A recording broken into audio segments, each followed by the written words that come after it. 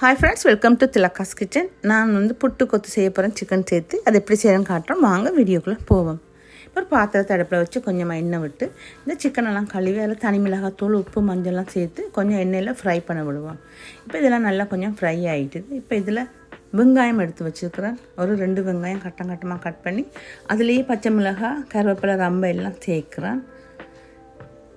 சேர்த்துட்டு இதுக்கு இவ்வளோ சேர்த்துட்டு இதை இன்னும் கொஞ்சம் வதங்க விடுவோம். இந்த வெங்காயம் சிக்கனோட கொஞ்சம் வதங்கட்டும். இது வதங்கின பிறகு இதுக்கு நான் கொஞ்சம் மஞ்சத்தூளும் மிளகுத்தூளும் சேர்க்க போகிறேன். தேவையான அளவு மஞ்சத்தூள், மிளகுத்தூள் காரம் தேவையான அளவு சேர்த்தா போதும், ரொம்பவும் சேர்க்கக்கூடாது. இப்போ இதுக்கு கட்டர்தூள் சில்லி ஃப்ளேக்ஸ் கொஞ்சம் சேர்க்குறேன். ஒரு அரை தேக்கரண்டி குழம்பு மிளகாத்தூள், நாங்கள் சிக்கன் கறிக்கெலாம் சேர்ப்போம். குழம்பு மிளகாத்தூள் கொஞ்சமாக சேர்க்குறோம். காரத்துக்கு தேவையான அளவு ஒரு அரை தேக்கரண்டி சேர்க்குறோம். ஏன்னா நாங்கள் இந்த சிக்கன் கறி மாதிரி தான் நான் செய்ய போகிறோம். இப்போ இதுக்கு கரம் மசாலா கொஞ்சம் சேர்க்குறேன். சேர்த்து இதெல்லாம் கொஞ்சம் நல்லா வதங்க விடுவோம்.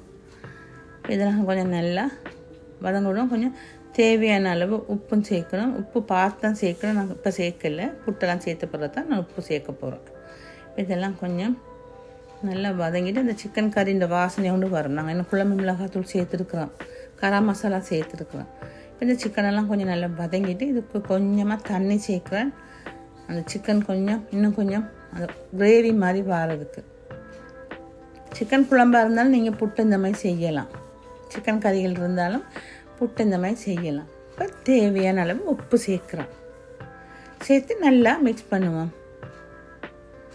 நல்லா மிக்ஸ் பண்ணி கொஞ்சம் ஜூஸியாக கிரேவி இருக்கிற தக்கனையே நாங்கள் கொஞ்சம் புட்டை சேர்க்குறோம். இப்போ புட்டு 2 பேர் சாப்பிட்லாம் தாராளமாக.